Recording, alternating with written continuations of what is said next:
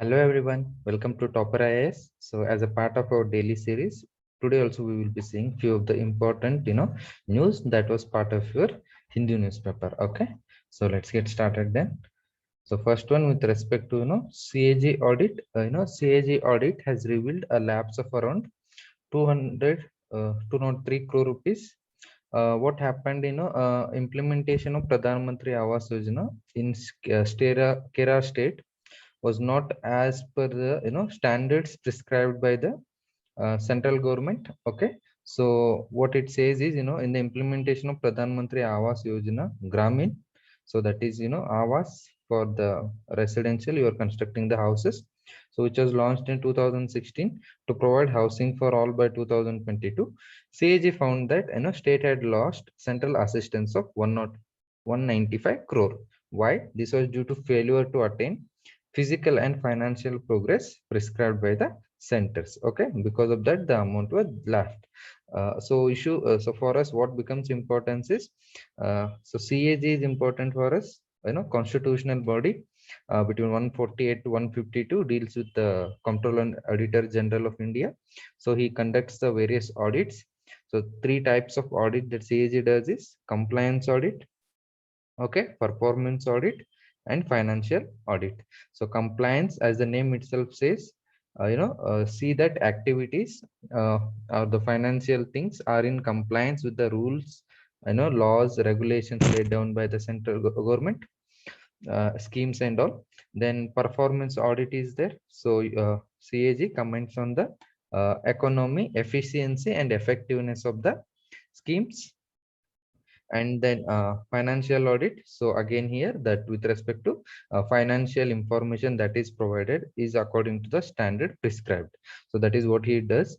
So these are three kinds of audit you should remember. Compliance, so compliance with the laws, rules and regulations. Performance audit, comments on the economy, okay, economy, effectiveness and efficiency, and also suggest for the improvement. And financial audit, with respect to where the financial information is presented, okay, standards of it. Okay, remember that these are three things. Compliance with respect to laws and regulations, so that becomes important to us from the prelims point of view. Okay, these things will be in the news repeating, but you should focus from prelims point of view.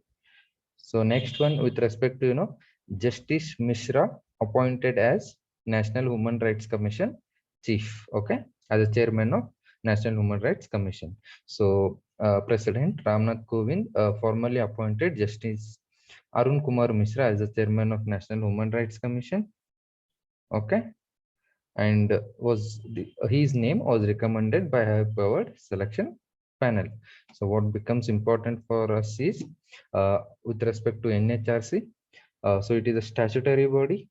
Okay, so statutory bodies are constituted under the particular law. So NHRC is constituted under Protection of Human Rights Act 1993. Okay, and what is the function of NHRC? It is responsible for the protection and promotion of human rights. Okay, protection and promotion of human rights. So it defines human rights as rights relating to life, liberty, equality, dignity of the individual, which are guaranteed by the constitution or any international conventions. Okay, so this is the function of NHRC, and we know who appoints the NHRC. It is a president who appoints, and among who the names will be recommended by a high powered selection panel. Okay, so that's what appointments. A chairperson and the members of NHRC are appointed by the President of India on the recommendation of committee, and see that a committee consists of 6 members. So this is much larger committee when you see other with respect to selection of other members like CBI and all, very 3 members are there, right? So who are all there in the panel? We have Prime Minister as a chairperson, we have Home Ministers, Leader of Opposition in the Lok Sabha, Leader of Opposition in Rajya Sabha, Speaker of Lok Sabha, and Deputy Chairman of Rajya Sabha. Okay, so remember, this is Deputy Chairman, you might get confused. Okay, so these are the, this panel recommends the name, and finally chairperson will be a chairperson, and even members will be appointed by the President. Okay, That is with respect to NHRC. Then we have one more news, the World Health Organization gives note to China's Sinovac jab. Okay. So what is this? WHO has validated Sinovac coronavac vaccine for emergency use. Okay. So this move will help, countries, funders, procuring agencies and communities assurance that it meets the international standards for safety, efficacy and manufacturing. See, what is the meaning and all these things is with respect to WHO has something called emergency use listing. So what it does is a procedure that assesses suitability of novel health products during public health emergency. In the sense, see, a COVID pandemic has hit, and immediately vaccines were not available. But however, so the production of countries were all started countries all over the world started vaccine development, but still they were not licensed product. Okay, so it is very difficult to, we never know what might be the side effects or the negative impacts of the vaccines. So such products which are yet to be licensed and all, those kind of products will be validated by WHO, so that it validates the safety, efficacy and quality of the such products. Once the WHO validates, it assures countries or the UN procurement agencies and others that these vaccines are safe to use. Okay, and by using them you can address the prevailing emergency situation. Okay, so that is the importance of emergency use listing. Okay, so we are also covered India's Covishield is also part of it. Okay, then we go with respect to Brics. Brics will help India in fighting COVID-19, says China minister. Okay, so recently virtual meeting of foreign ministers of Brics was held. Okay, and what they expressed grave concern with regard to global COVID-19 pandemic. And a joint statement was issued after the meeting. So it called for a number of things like equitable access to vaccines, medicines and technologies and equipments to deal with the pandemic. Then the ministers also reaffirmed the need to use all the relevant measures during the pandemic, including supporting ongoing considerations in the WTO on a COVID-19 IPRs, intellectual property rights waiver. Okay, and also use flexibilities under TRIPS agreement and Doha declaration on the TRIPS agreement and public health. So this is with respect to, we already seen discussed, like we have IPRs, intellectual properties and intellectual property rights.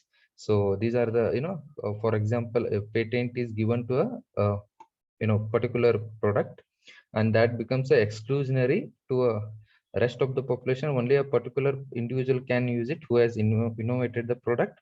But during the COVID-19 situations, we need to waive such property rights, because what is immediate necessity is to save the lives of the people rather than taking into account economic considerations. So that's why there is negotiations call to IPR waiver during COVID-19 vaccines. Okay, so that is one thing. And also it calls for that is what flexibilities in TRIPS has flexibilities such as compulsory licensing. Okay, so compulsory licensing allows third parties to produce without consent of the original patent owner. Okay, so why this also? Because this will scale up the production and also meet the emergency situation. And Doha Declaration on TRIPS Agreement and Public Health. So this declaration said that nothing in the TRIPS shall prevent member countries for taking action to address the health emergency. So you got it. So it said that nothing shall prevent the member countries for taking measures to address the health issues. So it provided room for using compulsory licensing to deal with the emergency situation. Okay. Then about Brics, you should know, because virtual meeting was held. Brics is an acronym coined to associate 5 major emerging economies. So Brazil, Russia, India, China, and South Africa. Okay. And these members, this grouping is known for their significant influence on the regional affairs, okay, within those area of influence. And originally the first four were grouped as BRIC before the induction of South Africa. So South Africa was the last one to join in 2010. So four out of five members are among the world's 10 largest countries by population and by area, okay, except South Africa. So these are the two things which makes, you know, a grouping a very significant and its voice being heard in the international forums as well. So the population and area that these nations, these emerging economies hold, okay. So that you should know with respect to BRICS. Then with respect to COVID pandemic, vaccination rate is key to lifting lockdown is what ICMR is saying. So Indian Council for Medical Research, what is saying, you know, unlocking the country has to be done patiently, okay, and guided by the number of vaccines done for vulnerable population. Okay, so there are calls to, you know, lift the lockdowns. So what ICMR says is, have patience, do not suddenly, you know, come out of lockdowns. And it says that, you know, to open up, areas have to clock less than 5% of positivity rate for a week, and also around 70% of the vulnerable population should be vaccinated. Only then you can lift the lockdowns, or what ICMR is saying. Okay. And apart from this, with respect to COVID pandemic and associated issues, central government on Tuesday announced a new system of processing insurance claims under Pradhan Mantri Garib Kalyan package. Okay. So Pradhan Mantri Garib Kalyan package, insurance scheme for health workers fighting COVID-19. So this was announced last year once the COVID pandemic hit 2020.